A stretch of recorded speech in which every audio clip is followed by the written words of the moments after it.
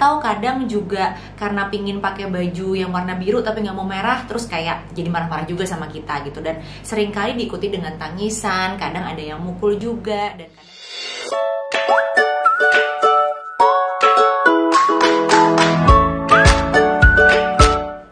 Hai Ayah dan Ibu, kembali lagi bersama saya Saskia Aulia Prima, psikolog dan juga co-founder dari 3 Generasi. Kali ini aku kepingin bahas sebuah isu yang sering banget ditanyain oleh para parents nih ke aku, yaitu gimana sih caranya menangani tantrum, dan tantrum tuh sebenarnya apa sih? Terus kayak biar kita nggak pusing tetap waras tuh caranya harus seperti apa?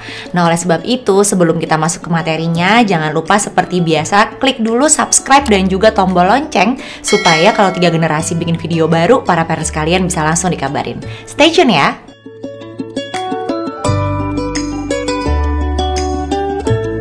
Kita mulai dulu dari memahami sebenarnya apa sih tantrum itu. Jadi sederhananya tantrum adalah luapan emosi besar yang dirasakan anak. Biasanya emosi-emosi yang gak nyaman dan seringkali terjadi di usia toddler atau di sekitar usia 1-4 tahun.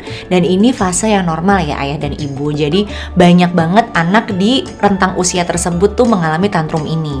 Dan seperti apa kayak kita bisa tahu kayak misalnya marah, teriak, kadang sampai berguling gitu ya, yang membuat kita khawatir ini sebenarnya hal yang biasa atau enggak. Tapi ya ini tuh sebetulnya hal yang tadi aku bilang itu hal yang cukup wajar terjadi karena di rentang usia tersebut anak-anak masih kesulitan nih mengontrol dan memaknai emosinya. Jadi mereka tuh ibaratnya baru kenal bahwa ada lebih banyak emosi. Mungkin gak cuman sedih, marah, tapi kadang kesel, kadang kecewa, kadang frustrasi, sehingga keluarlah tantrum ini. Makanya jangan terlalu khawatir, dan setelah ini aku akan bahas lebih jelas sebenarnya tantrum itu tuh yang harus kita waspadai atau yang harus kita tandai itu hal-hal apa aja.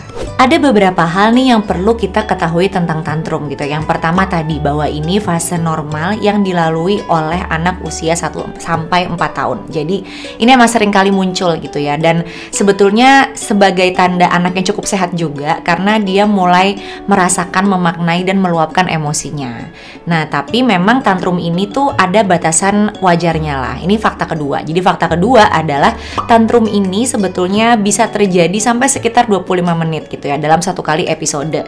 Tapi kalau udah terjadinya tuh lebih lama daripada 25 menit dan selalu kejadian seperti itu gitu ya, hampir tiap hari, bahkan mungkin hampir tiap 2 jam sekali gitu ya, itu tanda-tanda mungkin sebenarnya bukan tantrum dan mungkin sudah perlu untuk konsultasi. Yang ketiga, anak-anak itu nggak menikmati tantrum. Jadi kadang kita mikir ini mungkin anaknya tantrum atau marah, nangis dan lain sebagainya tuh karena dia ingin sesuatu yang kayak minta dibeliin sesuatu gitu.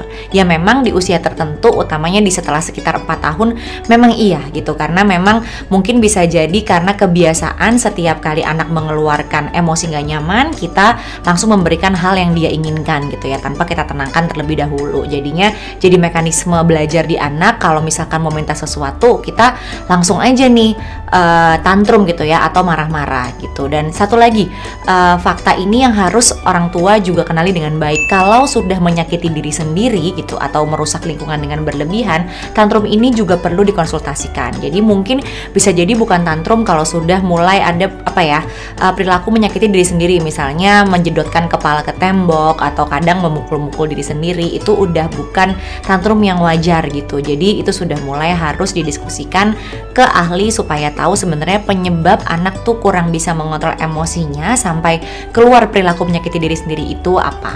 Ya, kita masuk ke bagaimana cara mencegah tantrum berlebihan. Jadi bisa jadi kita nggak bisa sama sekali menghilangkan tantrum, tapi kita bisa mencegah tantrumnya tuh sangat berlebihan gitu ya. Jadi yang pertama adalah kita perlu menyiapkan anak untuk punya rutinitas yang konsisten dari kecil banget kalau bisa. Kenapa? Ketika kita tahu kapan dia ngantuk, kapan dia lapar, episode tantrumnya otomatis lebih bisa kita kurangin. Kan kebayang ya kalau misalkan anak ngantuk atau misalnya anak lapar tuh biasanya lebih gampang untuk marah, kita aja kayak gitu, apalagi anak-anak. Nah, yang kedua juga pada saat anak tantrum itu, daripada kita misalnya ngomong jangan nangis atau kita marah balik, kita bisa memvalidasi dulu atau menyebutkan perasaan anak. Jadi kita memahami anak dulu lah istilahnya. Misalnya kita kalau nggak tahu dia kenapa, ya kita bisa bilang, oh kamu lagi nangis ya, mungkin kamu marah ya gitu. Jadi kita sebutin aja perasaan dia atau perilaku dia tuh kenapa gitu. Karena sebenarnya kalau kita marah balik sama anak itu akan menyalakan alarm emergensi di diri anak bahwa ada sesuatu yang berbahaya. Dia lagi frustrasi terus ada alarm tadi, jadinya dia makin gak tenang-tenang. Akhirnya yang ikut tantrum bukan cuma anaknya, tapi kita juga sebagai ibu, sebagai ayah jadi kebawa juga tantrum gitu ya. Nah kemudian juga kita bisa yang ketiga nih, ajarkan anak untuk mengetahui atau memahami emosi-emosi dasar gitu ya. Jadi pada saat anak udah bisa istilahnya memahami hal yang kita katakan walaupun dia belum terlalu banyak bicara gitu ya, kita bisa tuh kenalin pakai emoticon atau misalnya pakai ekspresi wajah orang gitu, mengenalkan kalau yang ini nih misalnya orang lagi seneng atau orang lagi marah, lagi sedih dan lain sebagainya. Gunanya apa?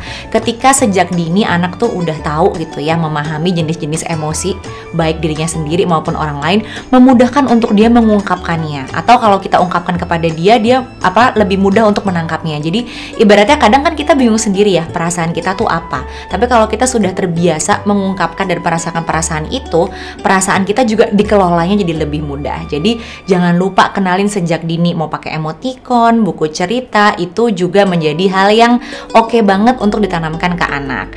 Nah terakhir, ketika anak sedang intens banget emosinya gitu, jangan lupa kita kan tadi udah memvalidasi dulu perasaannya. Kemudian kita setelah anaknya tenang baru kita ajak diskusi. Jadi jangan sampai nangisnya masih intens banget, marahnya masih intens banget, terus kita udah nyuruh kakak jangan gitu ya, adek jangan gitu, harusnya gini aja, nggak usah dipukul dan lain sebagainya. Tapi tunggu dulu tenang, baru kita nanti diskusi. Kita tanyakan ke anak situasinya seperti apa. Tadi tuh kakak marah karena misalnya menaranya runtuh ya gitu.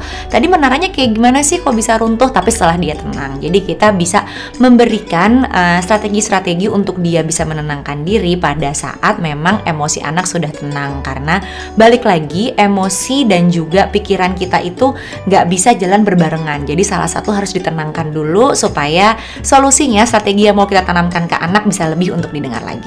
Itu dia beberapa hal mengenai tantrum dan cara menanganinya. Nah kalau misalnya ayah dan ibu sekalian pingin ada yang ditanyakan atau ada yang di komen, silahkan banget tulis di kolom komentar. Atau jangan lupa main juga ke page-nya 3 Generasi di Instagram dan TikTok @TIGA-Generasi. Silahkan juga DM kami dan kabarin kira-kira mau bahas lagi nih topik apa. Nah kalau para parents sekalian suka sama videonya, jangan lupa di like, di subscribe dan juga di share ya ke teman-teman parents sekalian. Sampai jumpa lagi.